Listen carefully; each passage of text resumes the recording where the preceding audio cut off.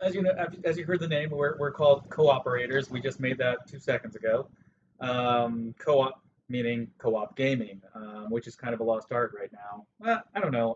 I'm not really in tune with like gaming, video gaming as much as I was back when I was a kid, which was a long time ago.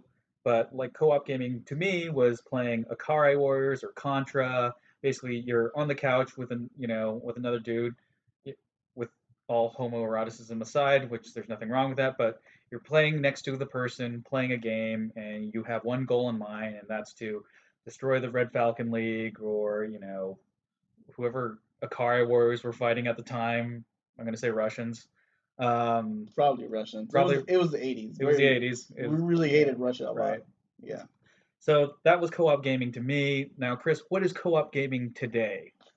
Today, something like that, where two people are actually sitting next to each other playing, they call that local co-op. But you can also, I mean, the other term they use is couch co-op, but a lot of times they refer to that as local co-op. Couch co-op. Yeah, couch co-op, We just should. That's because what we should call the show. actually couch co-op would be good. Right. I don't know if anyone's coined that. We'd have to check. Right. But local co-op is the new term now. That's how they refer to it. A lot of the co-op nowadays though is online, so you don't have to actually sit next to somebody playing video games. Which I don't know. It depends on the game. It can be cool or it can be good or bad. There's certain games that I probably would not want to play couch co-op with because there's too much going on the screen, and you kind of really want that full screen for yourself. Right. But then there's certain games where, yeah, it'd be nice to actually be on the same screen.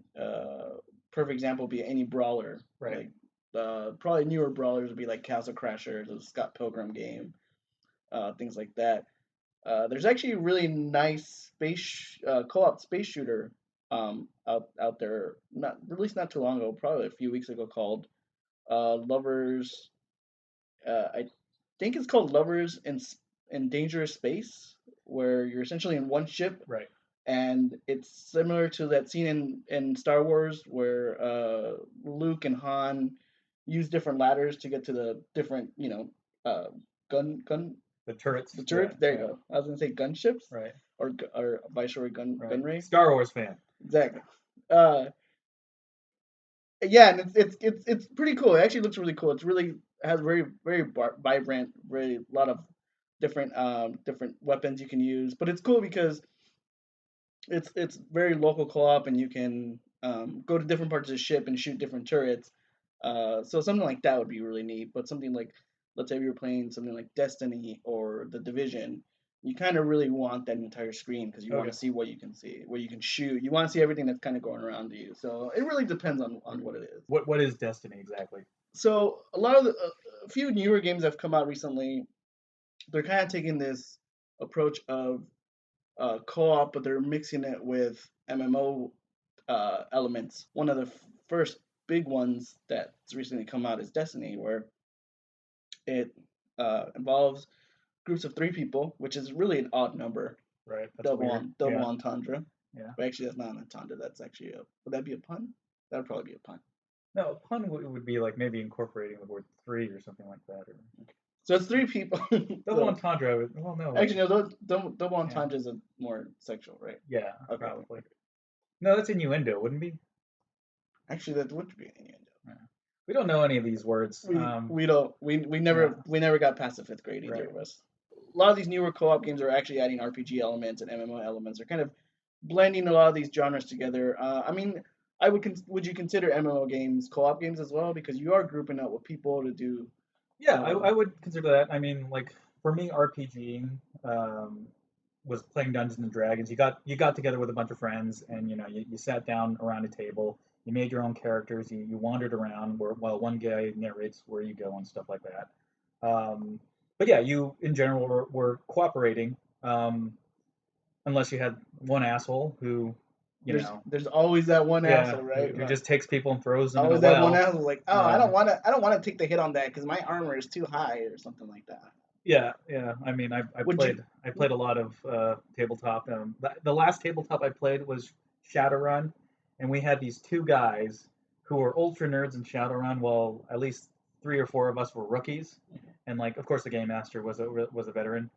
Um, they wanted to use their fanciful attack, limit break, for all your Final Fantasy fans out there, and it was really annoying. It's almost as annoying as that helicopter that's chasing down criminals right now. There's helicopters outside here. Actually, might be the president. Am I either? Oh, Yeah, look I at think the that. president was in town either. Right, I believe yesterday. right. I believe so.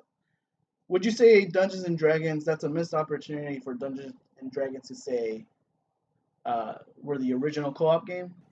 I mean, yeah, I guess that is. I mean, it's got people working together. Generally, you want the people to work together.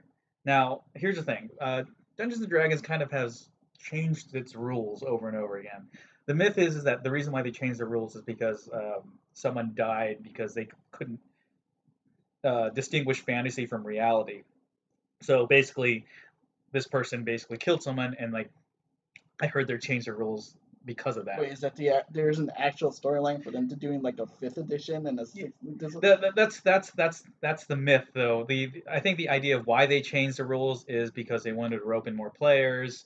And lately, I've noticed that the play structure, and I actually you were kind of we were part of a group at one point when we were playing D&D, where it was a little too structured. Where Yeah. basically, if we moved our miniature away to say, okay, I'm going to step back and give him a kick to the face, someone would say, "Hey, that counts as an opportunity attack," and to me, Which that's solid bullshit because that's miniature battles. But if I was the game master, I was like, "Okay, go ahead and do it. Here, this is and your target role." and the sad thing was that was actually my first exposure to Dungeons and Dragons. Actually, my wife is the one who kind of got me into it. She would talk about it. Um, but this was like my first actual exposure to playing Dungeons and Dragons, which was great, which was cool role playing. But I will agree with you. There were certain aspects of it I didn't care for. There was too much structure, and there was too much. I almost felt like some of the fun of role playing or actually getting into the action was taken away by too much. Okay, if you move backwards, that's an opportunity attack. They're gonna hit you. If you try to sidestep, that's another opportunity attack. I think there was a rule that we kind of called BS on. Right. I don't remember. I think my wife was trying to cast a spell, Right. Right. and we kind of had a. I think that was an opportunity attack for that, which is kind of BS. And I it's not that it sucked the fun out of it, but it's more like it drew things out too long, and we couldn't get into the action. Yes. And that's the biggest problem with tabletop role playing games is that you want that immediacy to do stuff. A video game can actually give you that, and it does have all that structured rules, Yeah. but not And so much like tabletop. You're just when a person wants to do a super duper roll and he's like rolling 9,000 dice, and he's like, doing essentially what I call a counting role playing game. I'm sitting there just I've never heard yeah, that, but that's actually a yeah, great way to describe it. yeah. I'm just sitting there waiting for my turn, and what I'm gonna do is probably gonna be something completely different. Not just like, I'm not gonna be sitting there trying to cast the same damn spell. I'm probably gonna do stuff like I'm gonna run behind him, I'm gonna throw this chair at him, hope he catches it, and then I'm gonna jump up and like kick him in the face, kick the chair into his face, kind of thing. I'm sorry. I like playing my role playing games as if I was a wrestler.